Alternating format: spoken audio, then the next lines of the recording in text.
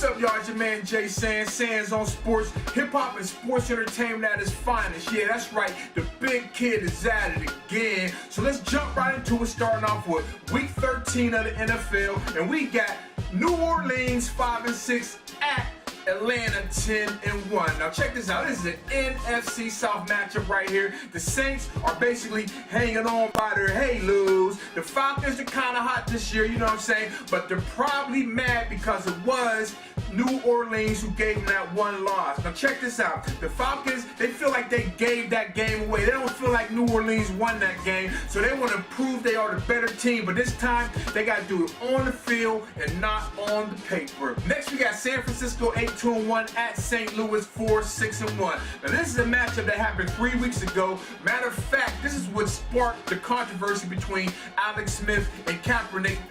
When Smith got hit in the head, he went out for concussion, and Kaepernick, he's been rolling thunder ever since. Now check this out. Sam Bradford, he got the stats. He's going to have over 4,000 yards this year, but he's not getting the stat that really counts, and that's the win. And he needs a win against his NFC West division rival, the 49ers. Now let's go to New England, 8-3 at Miami 5-6. Now Brady, he's going to spread them out, no huddle, up and down the field all day against these boys. It's going to be a lot of fun in the sun in the MIA. Now, I wonder about the AFC East in the past. Now, the Pats in the AFC East, you can mark them down for 4 or 5 Vicks every year because they're in such a weak division. Now, Ryan Tannehill, now check this out. He's throwing a lot of picks, and Coach Bill Belichick of the Patriots, he just loves when a quarterback loves to throw picks because that's what he do, make you throw picks. Then we got Minnesota 6-5 at Green Bay 7-4. Now the Packers, they got pounded by the Giants last week, and you can call the wake-up call for the Packers. Basically, you got Aaron Rodgers apologizing for the way the team played. Now they got to stop Adrian Peterson this week, if that's possible. Now check this out. A lot of pressure is going to be placed in the hand of Christian Ponder because you know they're going to stack the line to try to stop Peterson. Now the stat of the day, if Adrian Peterson runs for under 100 yards, they have a 12% chance of winning the game. Now it ain't science, it's just the NFC North. The next game, we got Pittsburgh 6-5 at Baltimore 9-2. Now this is part dose of this AFC North rivalry, and man, it is ugly in the city of Pittsburgh. They trying to put makeup on a monkey with Batch and Leftwich, trying to fill in for Big Ben, but it ain't working. Now check this out. Ray Lewis, he may be back for this game, and he probably won't do too much on the field, but he will get the D hype. Like that D needs to get any more hype. Now let's move on to the Giants 7-4 at the Redskins 5-6. Now my man RG3 gave them boys hell last week, but the word on the street is that the front four for the G-men are back. Well check, they might be back, but they're still not going to be able to catch up to my man RG3. Now what the Redskins got worried about is their secondary because they're awful. Now here's something the secondary needs to focus on. Stop the big play. Stop the last play. Stop the bomb. If we see Victor Cruz running down the middle at the end of the game, stop that.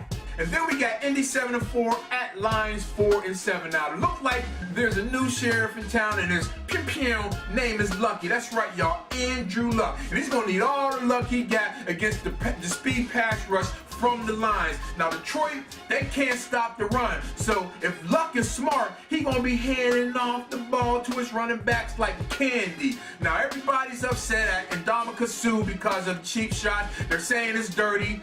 Well, you damn right, this the NFL. You better play dirty. Now let's go into my game of the week, and we got Tampa Bay 6-5 at Denver 8-3. Now this probably sounds familiar to everybody. Manning MVP. That's right, y'all. That boy Peyton Manning, he's playing like an MVP right now, but I think he might have his own MVP on his own team, and that's no Sean Morano. He wants him to make things happen on the ground so he don't get hammered in the pocket. Now Josh Freeman, he has to control the clock. He has to give the ball to the muscle hamster and make sure that they're eating up clock and have Peyton Manning on the sideline, chilling, drinking a soda. Now let's go into the Bum Bowl of the Week. Then we got Carolina 3-8 at the Chiefs 1-10. Now if you're 1-10, do you really want to play football? hell to the nah. So expect for the Chiefs to be making reservations at halftime, not really focusing on the game. Now, my man Cam Newton, I know he's hyped because he did something special against the Eagles on Monday Night Football, but he has to remember, hey, that was the Eagles. Now, Jamal Charles and Brady Quinn, I think they're going to pull it off. A lot of fumbles and a lot of INTs. But Joe, you know how I do it on Sands on Sports. Always have the hot, interesting guests and whatnot. And this week I got my man Tom Sweetman from over the water in the UK. He has an internet series called Music Inspires. And this week's show is What is Success? So sit back, relax, check it out. This is Jay Sands, Sands on Sports. And we'll be back, y'all. Peace.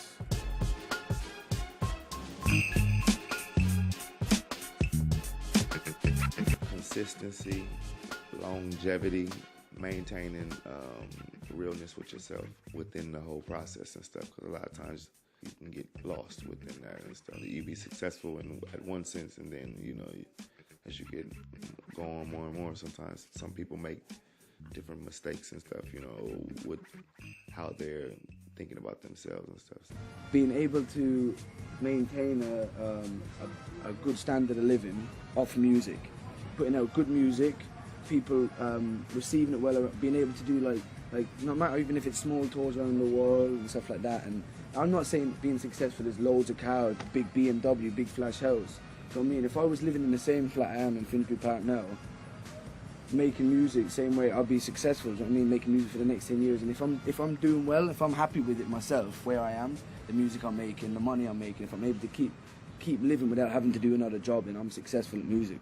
I think it's whether you feel that you've personally got across at least some of what you want to express, and that someone appreciates that, because, some people never get further than just having a small following. Other people blow up and become a worldwide phenomenon, but there's prices to pay for the more success you have in those terms. And you lose some of what your initial kind of mission was, and you lose some of your identity and your unique flavor. The more you kind of the bigger you get, the kind of more homogenized your sound becomes. Are the people, if you have a mass following, are they really into what you're doing, or are they just into it because it's fashionable?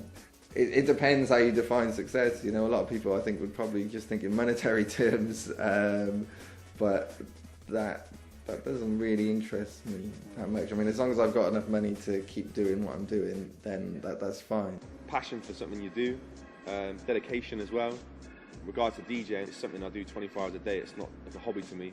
Sticking with it as well. I might be DJing, it might not be such a busy night, and I think it's just being persistent and keeping with it. One of the objectives when I first started DJing was to get different groups of people in one room. If you come to my nights, there's a big snapshot of people. It's old, it's black, it's white, it's Asian.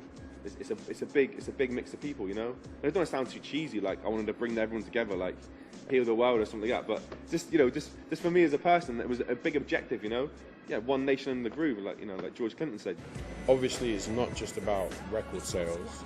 It's not just about whether you're famous or not, but it's really about, for me, and I guess I redefine it for me, it's really about when you finally sussed out how to actually touch people and actually make music that people need and enjoy, and you get that feedback and you know that, okay, so this is how I do. So I just strip off a chest and strip off a chunk of my belly and put it on a frying pan. That's what you like? Okay, I get it. Because most of the time, most people don't actually get to the point where they actually learn how to do the best music that they can make. Some people are trying to make music that sounds like something else. Like, I am my own genre. There is no one making music like Ty makes music. So the success of that is actually understanding that is basically my avenue. That is what I give. That is what I contribute. I contribute a hell of a lot to European hip-hop, to UK hip-hop, to American hip-hop. I'm influencing American artists as well. So they're influencing me. So my success is realizing that I am not just someone that raps and is trying to get acceptance in America. I'm actually part of the chain of influence that is actually influencing music throughout the world? I would say longevity. I mean, there's a lot of groups that you see nowadays that, you know, they're that super platinum group or that hot artist of the year, and you know, they've probably sold over 1 million units and they're touring all over the world. They're playing these huge arenas, but they die out within the next 2 years. And for us as Ugly Duckling, and for myself, I believe that it's more or less be able to stay with your fan base and be able to make a career out of it. And not just that one quick hot song, Soulja Boy joint, or whatever it is that just was very successful, that puts you on the map, but to be able to make a living out of it and to be able to stay above water and know that you're going to put your work in. This ain't a short-time career. It's something you want to do for the next 20 years. People have different goals. People have different agendas. I think at the end of the day, if you're doing what you set out to do and you're happy doing it, your responsibilities are taken care of, and you're still able to do what you want to do for a living, then you have a successful career. I mean, that might not be a successful life. You know, there's other aspects of life than a career, but as far as the career itself, if you're getting across what you want to get across, if you're getting out of it what you put into it or more, and if you really love what you're doing on you know, whatever level it is, then I think you have a successful career. I'm blessed. Yeah, I know I'm blessed to be able to do it. I mean, I complain, I bitch and moan, and you know, I don't like dealing with airports and hotels every day, but at the end of the day, you know, I don't like dealing with cubicles in an office either. I'd much rather be in this cubicle than in another little cubicle, you know what I mean? So it's all cool.